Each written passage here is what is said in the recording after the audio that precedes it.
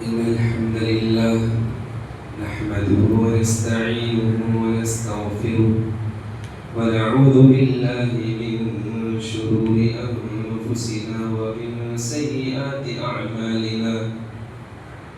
من يهده الله فلا مضل له ومن يضلل فلا هادي له. وأشهد أن لا إله إلا الله وحده لا شريك له. وأشهد أن محمدا عبده ورسوله. أما بعد، فإن خير الحديث كتاب الله، وخير الهدي هدي محمد صلى الله عليه وسلم.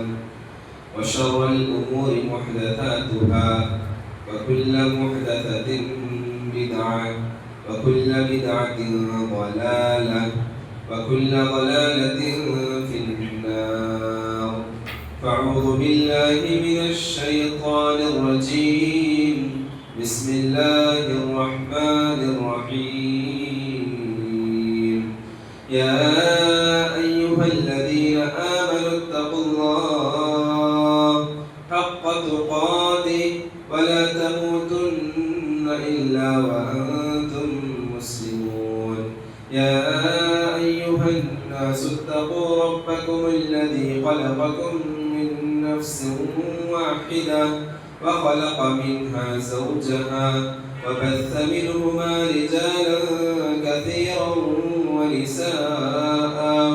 واتقوا الله الذي تساءلون به والأرحام، إن الله كان عليكم رقيبا.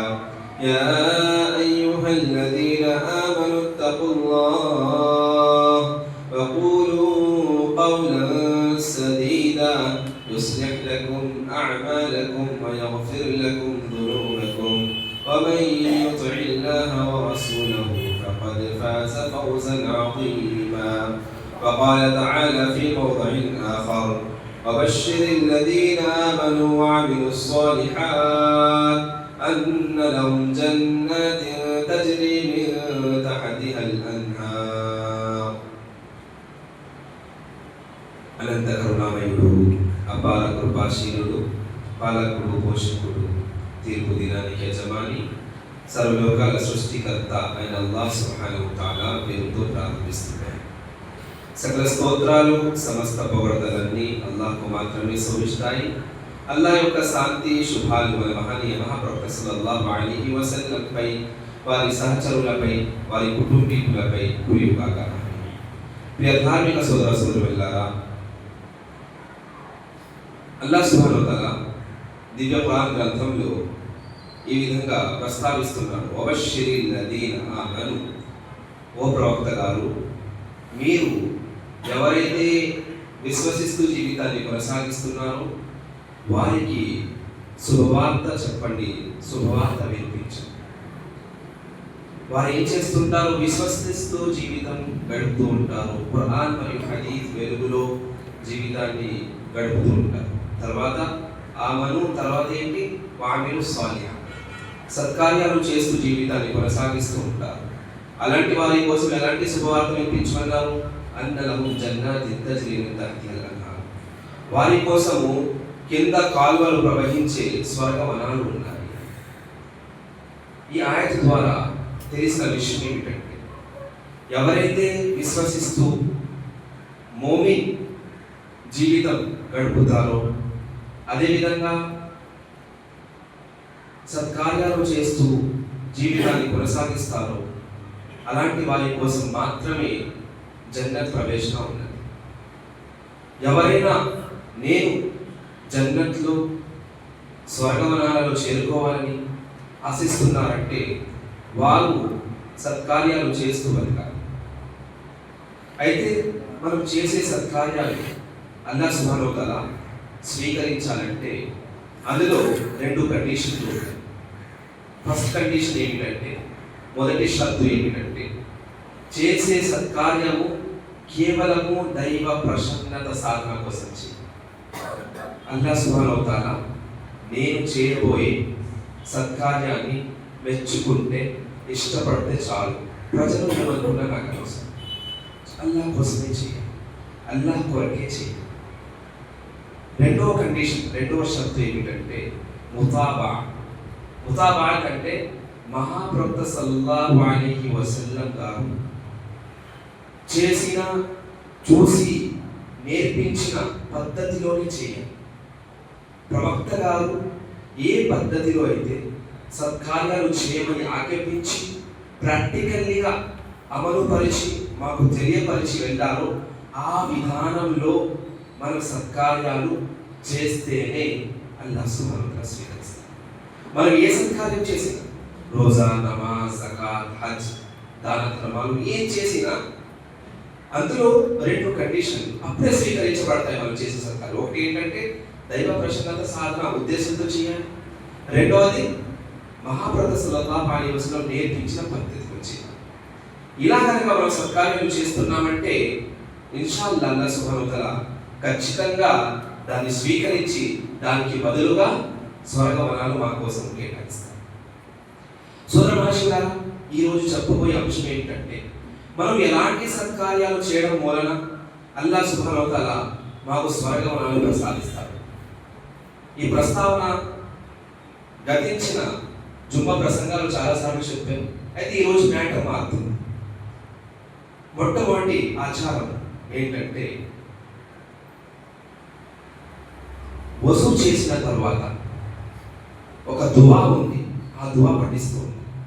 వజూ చేసుకున్న నమాజ్ కోసం వజూ చేస్తాం కదా, వజూ చేసుకున్న తర్వాత ఏదైతే దువా నేర్పించారో ప్రవక్త గారు అది కంటిన్యూస్లీగా అది పఠిస్తూ ఉంటే అల్లాహ్ సుబ్హానహు వ తఆలా స్వర్గవనాలు ప్రసాదిస్తాడు. దీనికి ప్రూఫ్ ఏది? ప్రూఫ్ ముస్లిం షరీఫ్ గ్రంథం, హదీస్ గ్రంథం, హదీసు సంఖ్య 234 కితాబు తహారా.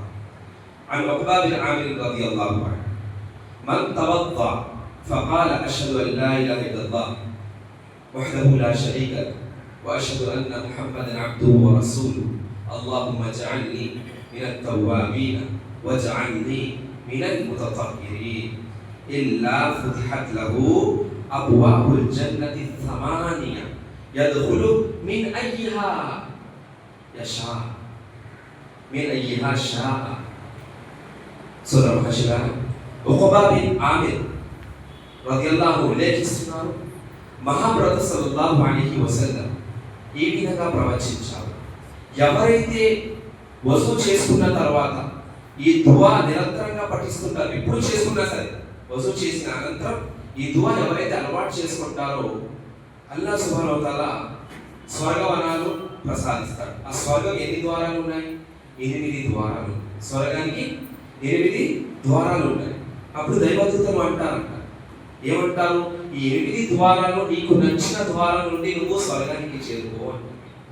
ఈ శుభవార్త ఎవరి కోసం? పెద్ద కష్టమైన పని ఏం కాదు. వజూ మామూలుగా మనము నమాజ్ చేసే ముందు చేస్తుంటాం, అవునా కాదా? ఏ నమాజ్ చేసుకోవాలన్నా లేకపోతే నార్మల్గా కూడా మన జీవితంలో వజూ అనేది అలవాటు ప్రతి ఒక్కరికి. ఏ ముస్లిం కూడా నాకు వజూ రాలంటే చెప్పు, ప్రతి ఒక్కరికి వచ్చి వజూ. కాబట్టి వజూ అనంతరం చేసే దువా అలవాటు చేసుకో. ఈ దువాలను అలవాటు చేసుకుంటే అల్లాహ్ సుబ్హానహు వ తఆలా స్వర్గవనాలు ప్రసాదిస్తాడు. యద్ఖులు మిన్ అయ్యిహా షా.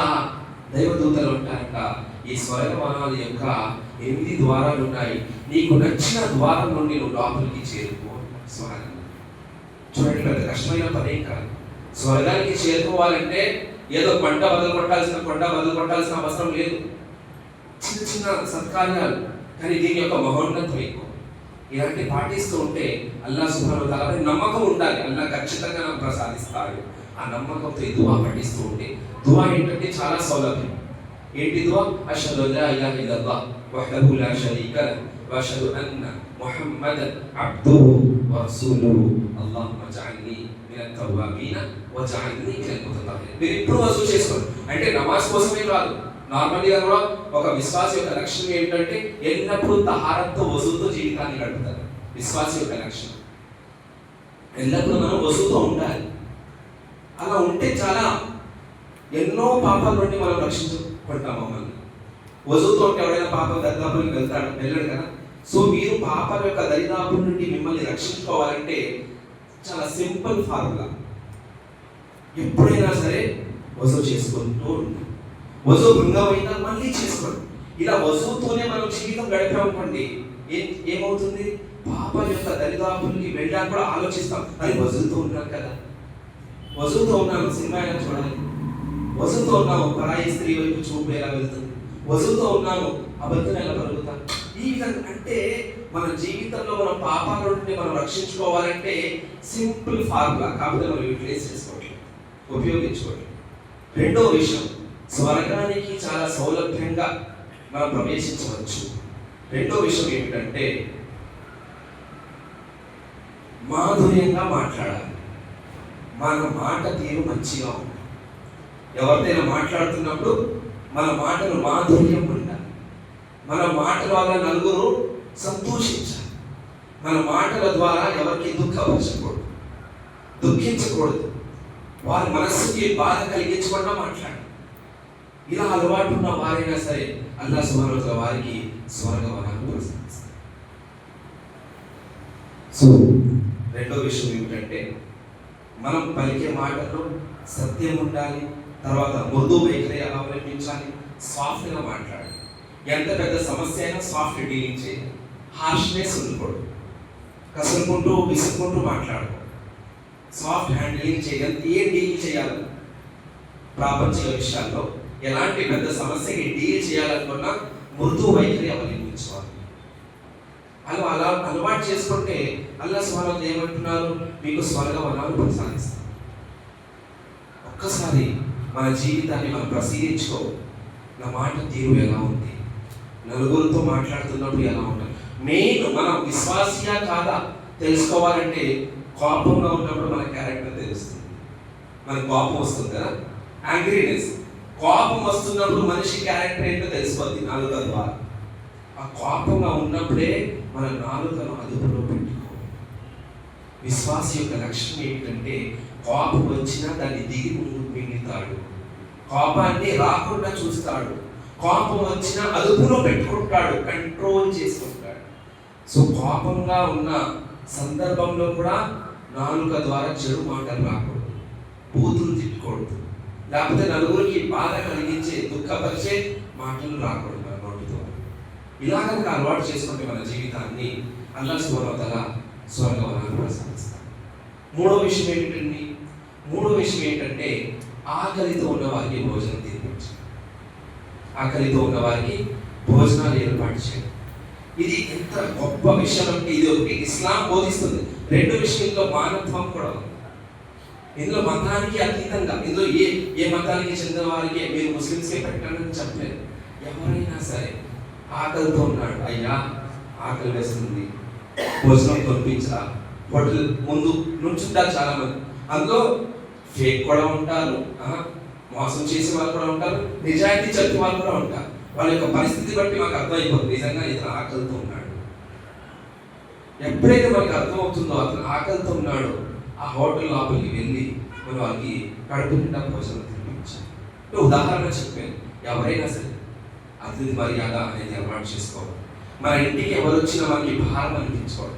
వాళ్ళు ఎన్ని రోజులు మన ఇంట్లో ప్రవేశించి ఉంటే అన్ని రోజులు మనపై అల్లాహ్ శుభాలు ప్రసాదిస్తూ ఉంటాడు. మన ఇంట్లో బర్కత్ ఉంటుంది. అందుకే అరబ్బు దేశాల్లో ఎప్పుడు కూడా ప్రవక్త గారి కాలంలో కూడా వారిలో ఉన్న మంచి లక్షణం ఏంటంటే అతిథి మర్యాద. ఎవడు ఏంటి, ఏ తెగకి చెందినవాడు, ఏ కులానికి చెందినవాడు, ఏ మతానికి చెందినవాడు చూసేవారు కాదు. బయట నుంచి వచ్చాడా, రండి కూర్చోండి, తినండి, విశ్రాంతి తీసుకోండి చెప్పేవారు. అరబ్బుల యొక్క లక్షణం.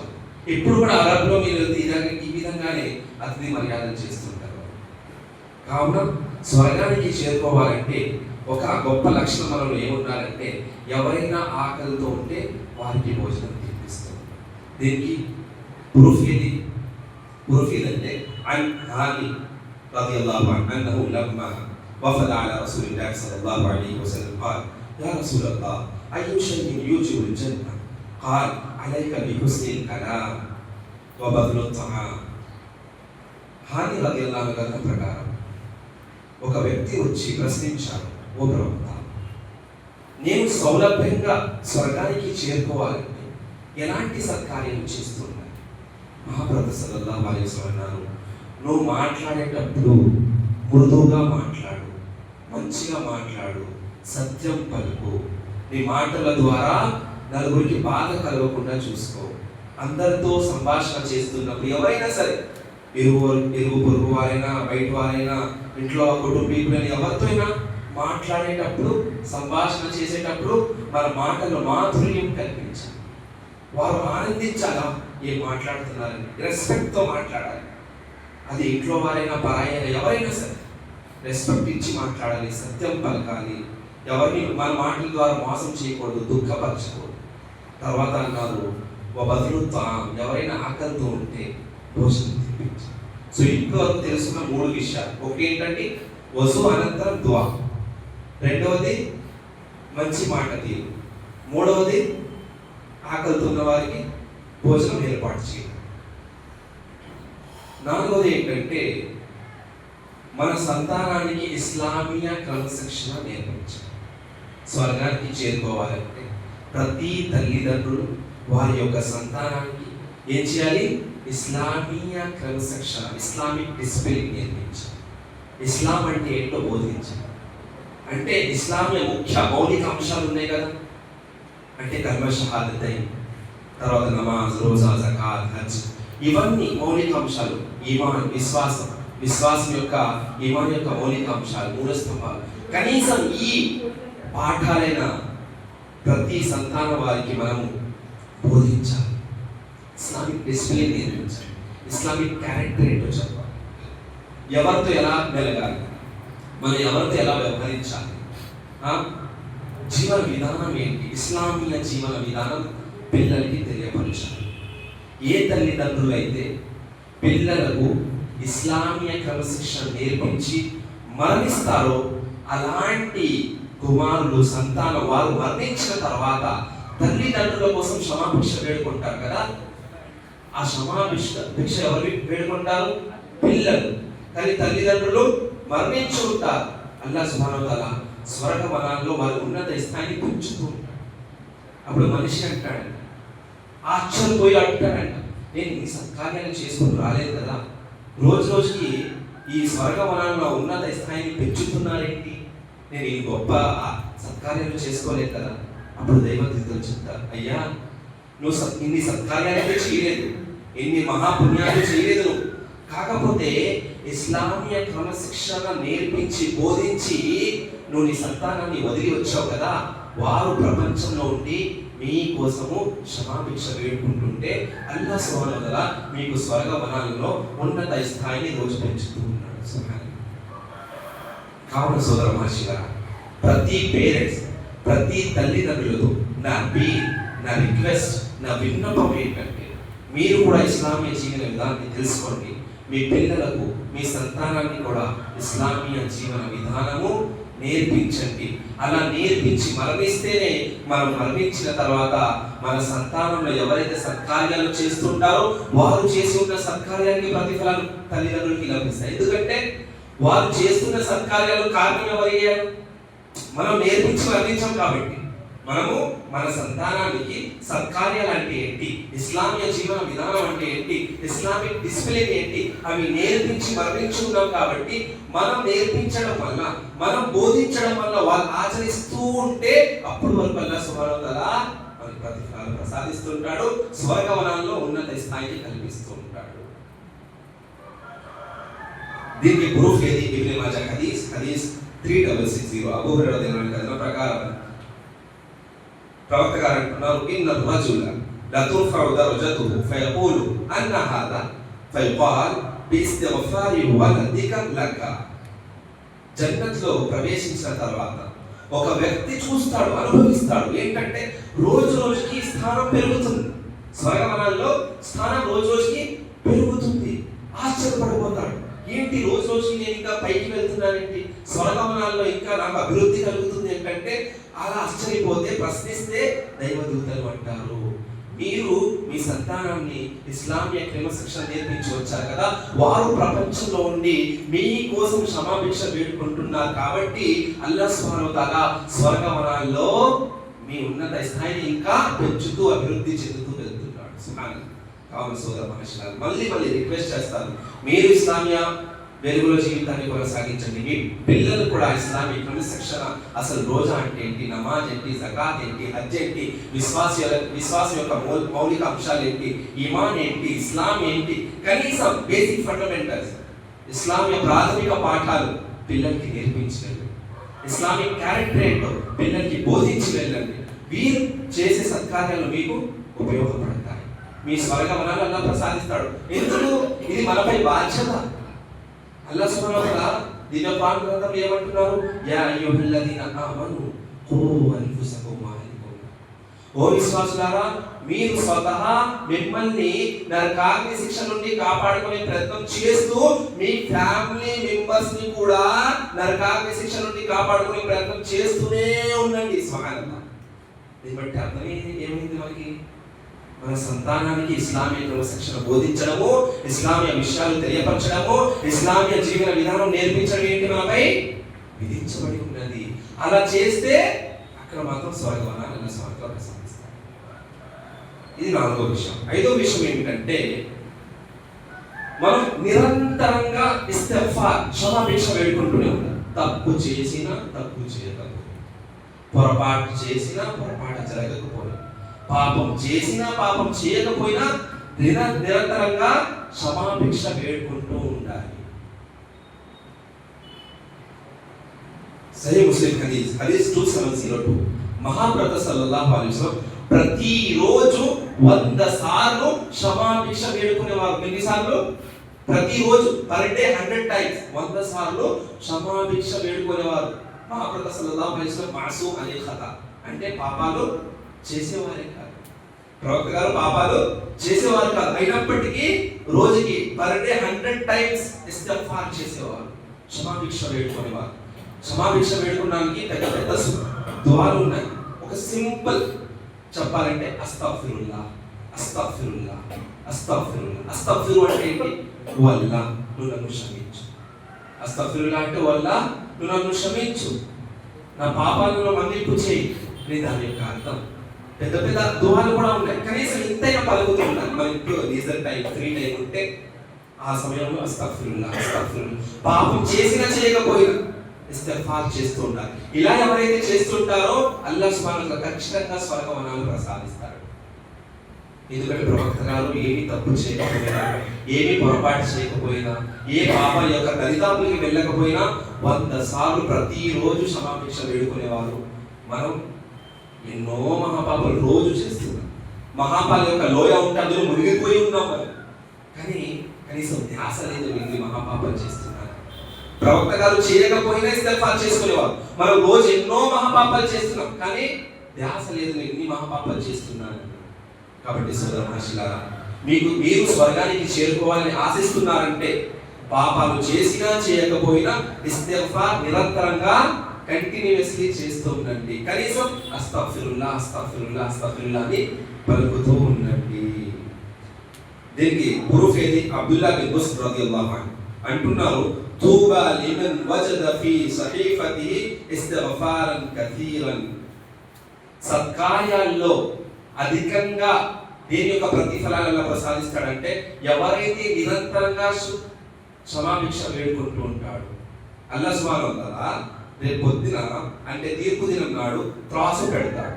త్రాసు 2 పళ్ళాలు ఉంటాయి. ఒక పళ్ళెంలో ఏమో మనం చేసిన సత్కార్యాలు, ఇంకో పళ్ళెంలో అల్లాహ్ సుబ్హానహు వ తఆలా మనం చేసిన దుష్కార్యాలు పెడతాడు. అయితే సత్కార్యంలో బరువుగా ఇది చేసుకుంటా, ఏం చేసుకున్నాం? రోజు క్షమాభిక్ష వేడుకున్నాం కదా, అస్తగ్ఫిరుల్లా, అస్తగ్ఫిరుల్లా, అది బరువుగా నిలబడుతుంది.